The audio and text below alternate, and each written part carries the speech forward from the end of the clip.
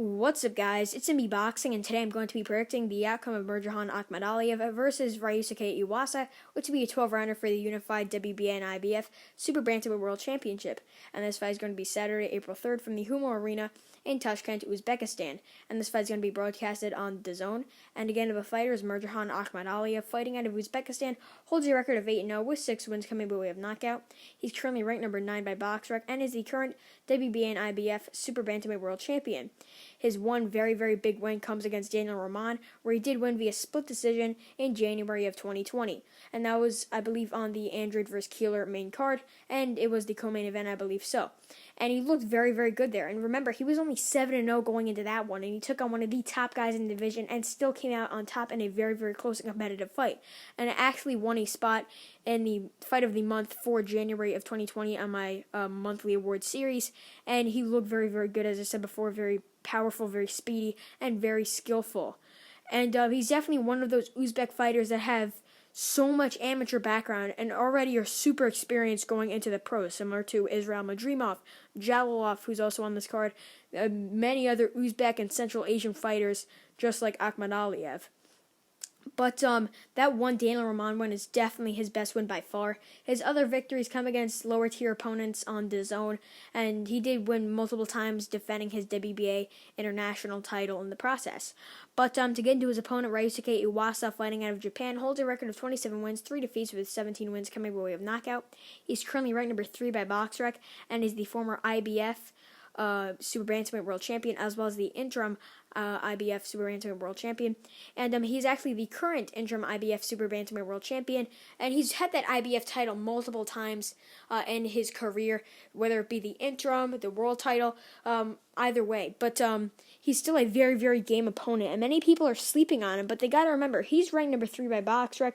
Akhmadaliev is ranked number 9, although I think Akhmadaliev should be ranked higher, being that he beat a more better caliber opponent.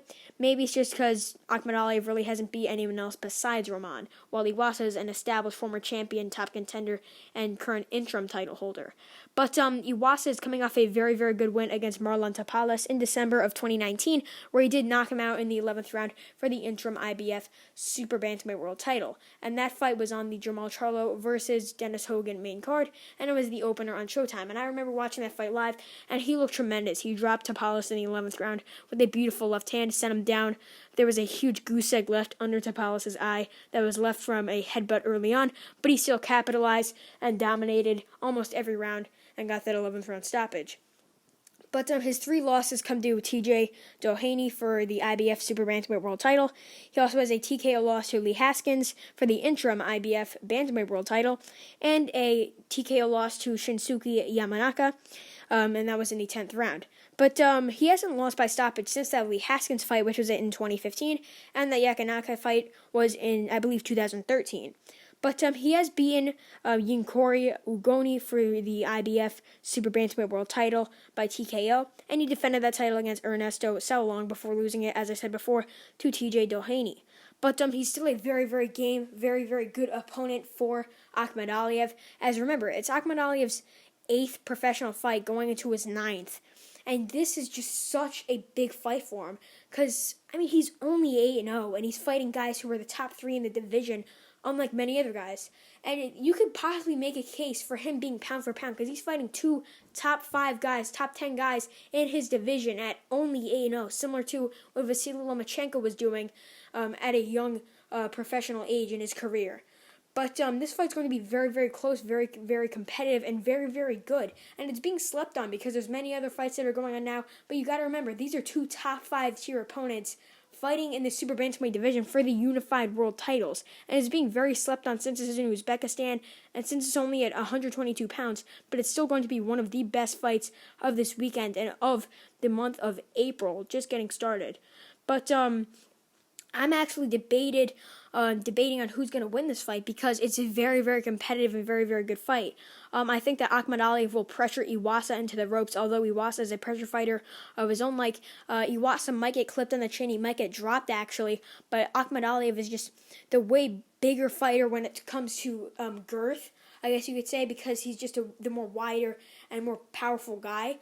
He has very, very powerful hooks to the body. Akhmadaliev does, but you got to remember, Akhmadaliev is 5'5.5" tall, while Iwasa is 5'7.5" tall.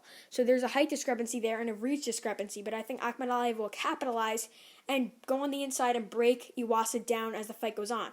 I could definitely see a stoppage win, as has been seeing a lot of people predicting a late stoppage for Akhmadaliev, and I think I might go with that option. But the other option is a unanimous decision win for Akhmadaliev. So I feel like Akhmadaliev, as I said before, is going to work on the inside, try and break down Iwasa, and defend his unified world titles. So overall, I think Murodjon Akhmadaliev will defend his unified Super-Bantamweight world titles via unanimous decision over Ryosuke Iwasa to stay unbeaten and get his 9th professional victory in defending his unified world titles. And again, that's really it. I'm MB Boxing. Thanks for watching, and I'll see you guys later.